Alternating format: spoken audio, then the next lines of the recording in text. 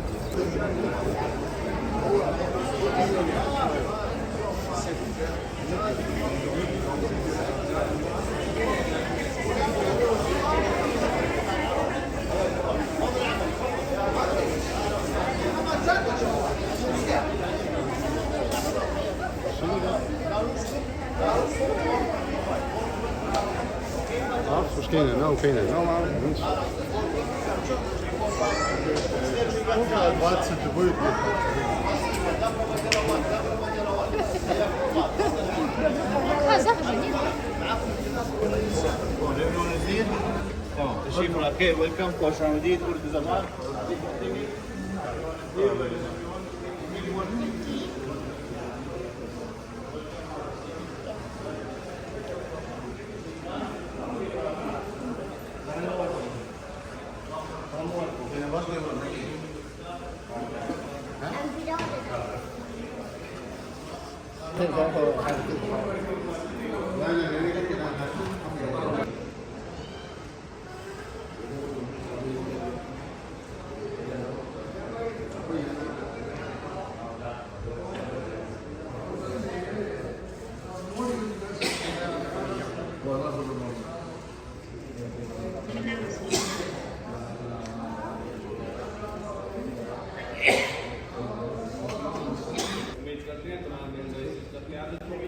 اور گزارش ہے اپنے موبائل فون وغیرہ بھی سائلنٹ کر لگا لیجیے۔ کسی بہن بھائی کے پاس اس ایگزیبیشن کے متعلق یا صنعت کے حوالے سے کوئی سوال ہو انشاءاللہ اس کا آخر میں جواب دیا جائے گا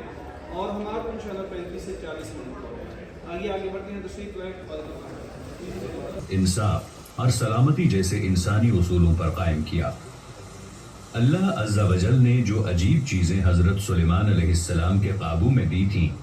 ان میں سے ایک ہوا بھی تھی۔ حضرت سلیمان علیہ السلام ہوا کو حکم دیتے تو وہ انہیں ان کی خواہش کے مطابق اٹھا لے جاتی۔ اس طرح حضرت سلیمان علیہ السلام ذرا سے وقت میں دور دراز کے ملکوں کا سفر کراتے۔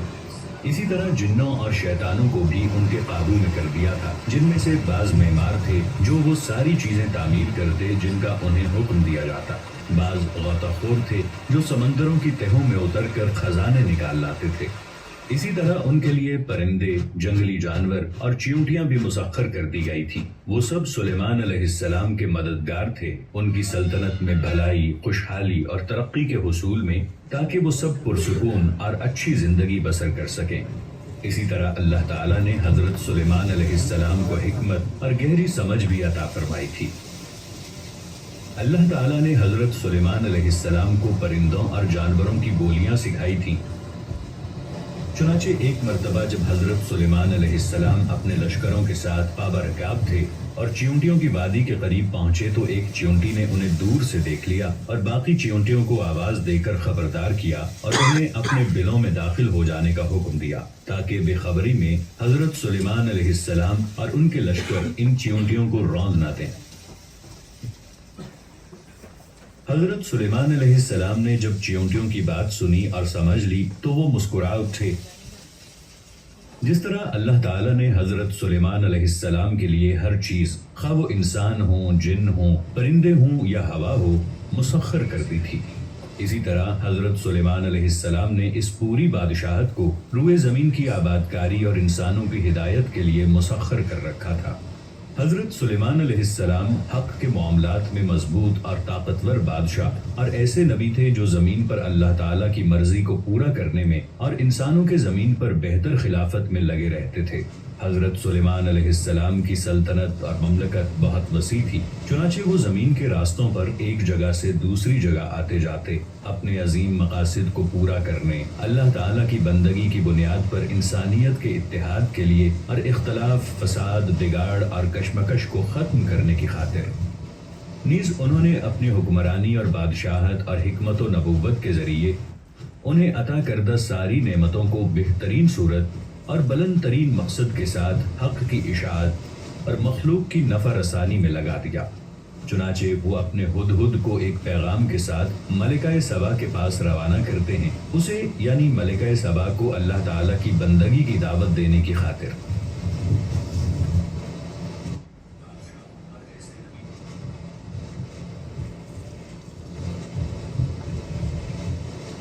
چنانچہ ملکہ سبا بلقیس اس عظیم الشان بادشاہ سے ملاقات کے لیے آتی ہے اور ان کے محل میں داخل ہوتی ہے تو ان کے پاس جو چیز تھی اسے دیکھ کر دنگ رہ جاتی ہے۔ اس کا اپنا عرش جسے وہ مملکت میں چھوڑ آئی تھی وہ دیکھتی ہے کہ گویا وہی حضرت سلیمان علیہ السلام کے پاس موجود ہے، اور حضرت سلیمان علیہ السلام جب اس سے اللہ تعالیٰ کے بارے میں گفتگو کرتے ہیں اور یہ کہ وہی معبود برحق ہے، تو بلقیس حضرت سلیمان علیہ السلام کے ساتھ اللہ رب العالمین کی اطاعت میں داخل ہو جاتی ہے اور اللہ تعالیٰ کا بے پایاں شکر ادا فرمایا ان نعمتوں پر جن کے بارے میں حضرت سلیمان علیہ السلام جانتے تھے کہ انہیں انسانیت کی خدمت، روئے زمین کی آبادکاری، امن و سلامتی کے حصول اور اللہ رب العزت کی فرما برداری کی خاطر کیسے استعمال کیا جانا چاہیے۔